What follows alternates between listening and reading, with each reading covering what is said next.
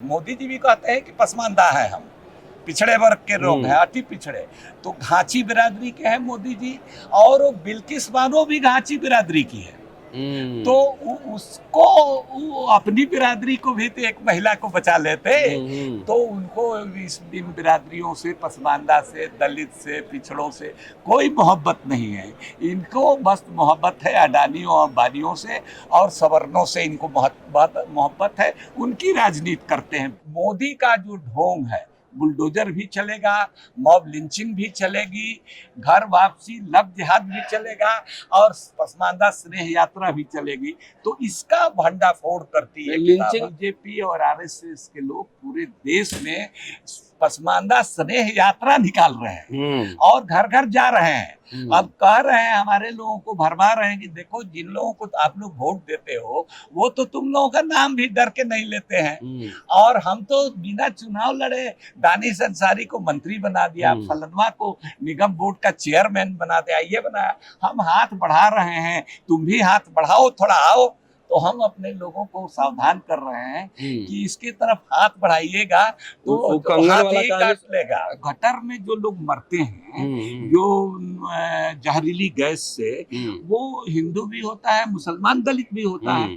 तो ये जो मजहब का और जाति का बनावटी दीवार खड़ा करके उनको खांचों में बांटा गया है, तो हमने ये कोशिश इसमें की है कि एक पुल बनाने का काम किया जाए। और जिस दिन प्रोफेसर साहब, हमारा ये मानना है, हमारा ये विश्वास है कि जिस दिन सारे मजहबों के दलित एकजुट हो जाएंगे, और इसलिए होना चाहिए और होंगे कि उनके मसाइल, उनकी समस्याएं और उनका उत्पीड़न एक जैसा है, तो इस देश के लाल किला पर झंडा फहराने से उनको कोई नहीं रोक सकता है। क्या बात है।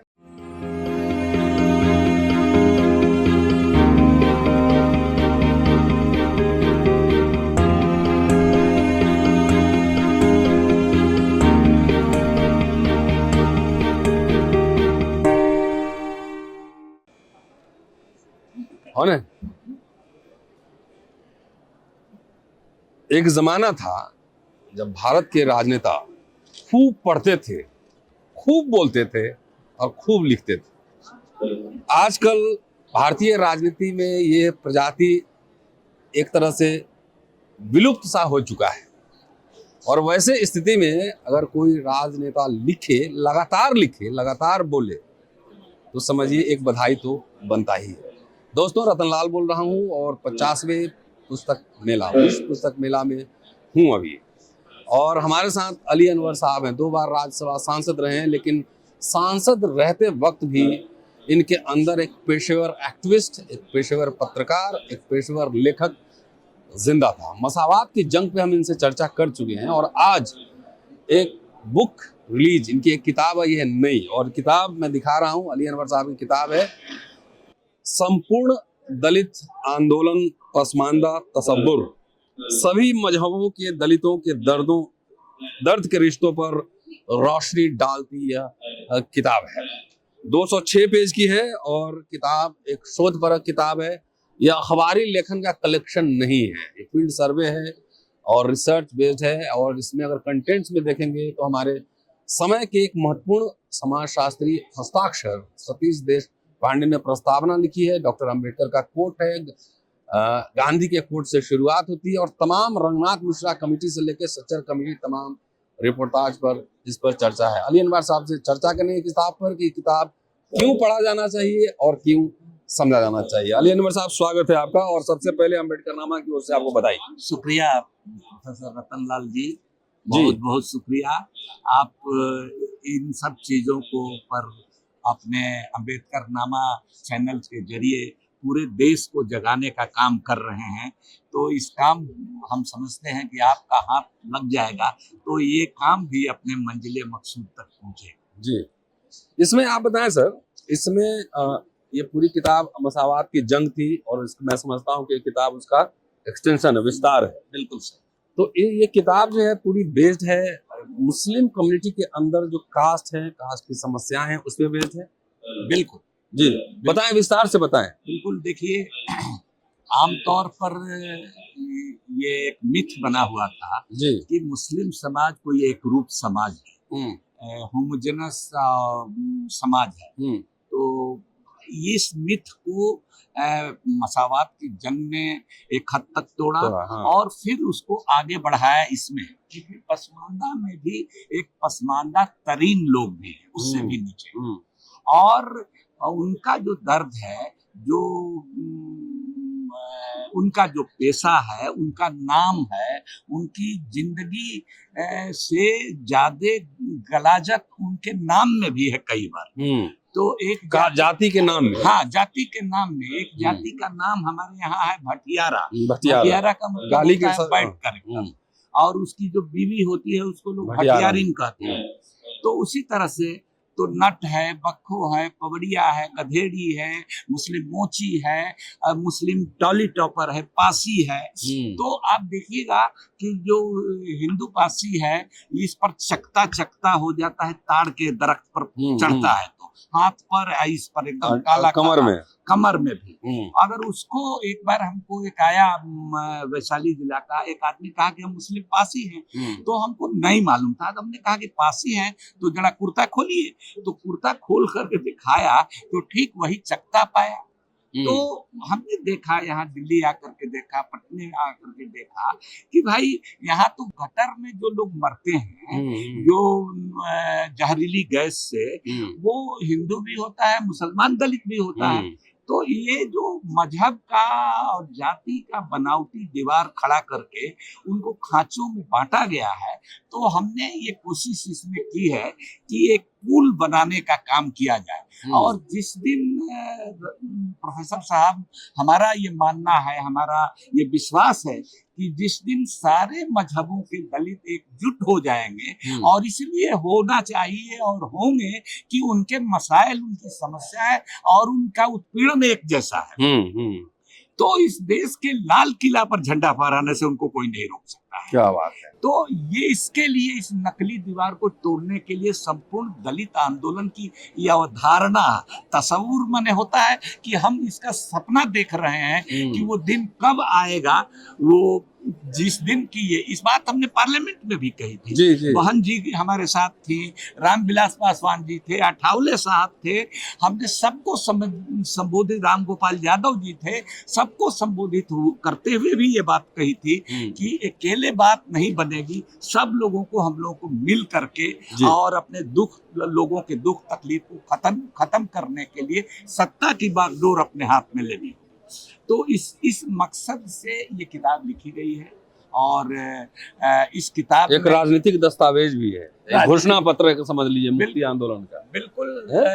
हम तो इसका आकलन आप लोग करेंगे, लेकिन हम ये कहेंगे कि कोई एकेडमी के एक्सरसाइज बहुत इसमें नहीं मिलेगी। एक एक्टिविस्ट की तरह से, एक जर्नलिस्ट जो रिपोर्टाज लिखते हैं उस तरह से हमने इस बात को लिखा जी। तो ये बात आम फहम जुबान में है, छोटी छोटी वाक्य, आम पाठक समझ ले, आम पाठक समझ। दूसरी हमारी चिंता ये उत्प्रेरित हमको किया ये किताब अभी के दौर में लिखने के लिए कि प्रधानमंत्री मोदी जी बहुत आजकल पसमानदा मैं आने वाला था उस सवाल पर, कहीं आपका मुद्दा तो नहीं हाईजैक कर लिए।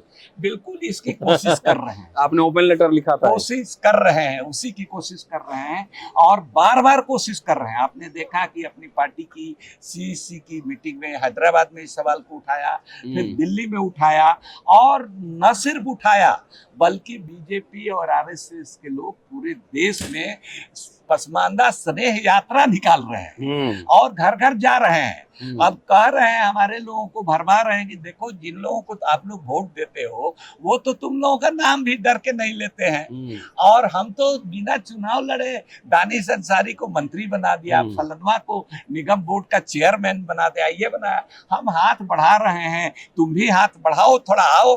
तो हम अपने लोगों को सावधान कर रहे हैं कि इसकी तरफ हाथ बढ़ाइएगा तो कंगन वाला काट लेगा। कंगन वाली कहानी पढ़े थे ना स्कूल में? हाँ जी जी। बूढ़ा शेर था कंगन ने के, हाँ वही है।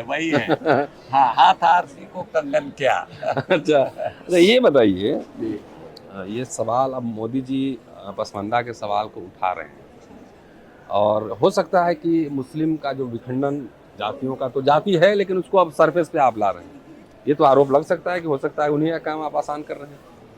हाँ जी, ये आरोप लगता था, हम्म। लेकिन 98 से जिस समय हमने शुरू किया जी।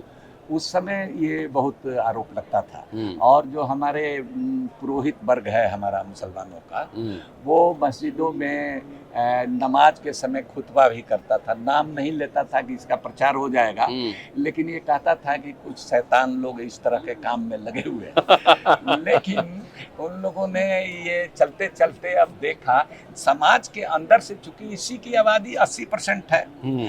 दलित मुस्लिम दलित जिसको हम कह रहे हैं वो तो मुश्किल से 1% भी नहीं होगा। हम्म। लेकिन जो पिछड़ा वर्ग है उसकी आबादी समझिए कि मुसलमानों में 80% 85%। हम्म। तो इसके तरफ से अब आवाज उठने लगी। तो जैसे जैसे ये तबका जग रहा है हम्म। और ये एकेडमिक डिस्कोर्स में चला गया, कोलंबिया यूनिवर्सिटी में इस पर रिसर्च हो रहा है, हम्म। बर्लिन में हो रहा है, ऑक्सफोर्ड में हो रहा है, जेएनयू जामिया डीयू में हो रहा है। आपने देखा कि अभी कई रिसर्च स्कॉलर डीयू वगैरह के भी और जेएनयू वगैरह के भी यहाँ थे, वो इस समय चर्चा पर मौजूद थे, किताब खरीदी है उन्होंने। तो कहने का मतलब कि एकेडमिक डिस्कोर्स में भी हुआ। और इसमें सबसे बड़ी बात है कि मैं वाम सेव का सम्मेलन हो या दूसरे दलित भाइयों का, पिछड़े वर्गों का सम्मेलन हो, जहाँ भी मैं जाता हूँ मुझे बहुत सम्मान मिलता है। और जब हम ये कहते हैं कि आपके और हमारे बीच एक दर्द का रिश्ता बनता है, तो वो लोग इस पर क्लैपिंग करते हैं। और अगला वक्ता जो उनके तरफ से आता है वो कहता है कि उस बात को और आगे बढ़ाता है कि नहीं भाई, दर्द का ही रिश्ता नहीं है, हमारा आपका डीएनए भी एक है। तो हम ये कहते हैं कि हम लोगों का डीएनए भी एक है, तो इसीलिए हम लोगों को एक हो जाना चाहिए। और मोदी का जो ढोंग है, बुलडोजर भी चलेगा, मॉब लिंचिंग भी चलेगी, घर वापसी लव जिहाद भी चलेगा और पसमानदा स्नेह यात्रा भी चलेगी। तो इसका भंडाफोड़ करती है लिंचिंग में जितना होता है बीफ के नाम पर, एक बार मोदी जी से चिट्ठी लेके पूछे ना कि वो उसमें कौन सा वाला मुस्लिम होता है। नहीं, वो तो उनसे पूछने की क्या बात है, वो जानते हैं। हमने तो कह दिया कि इन्होंने जिस बिल्किस बानो के हत्यारे को, जिस रेपिस्ट को छोड़ा, मिठाई भी खिलाया, उसका वो उन्हीं की बिरादरी की है। मोदी जी भी कहते हैं कि पसमानदा है, हम पिछड़े वर्ग के लोग हैं, अति पिछड़े। तो घाची बिरादरी के हैं मोदी जी, और वो बिल्किस बानो भी घाची बिरादरी की है। तो उसको अपनी बिरादरी को भी तो एक महिला को बचा लेते। तो उनको इन बिरादरियों से, पसमानदा से, दलित से, पिछड़ों से कोई मोहब्बत नहीं है।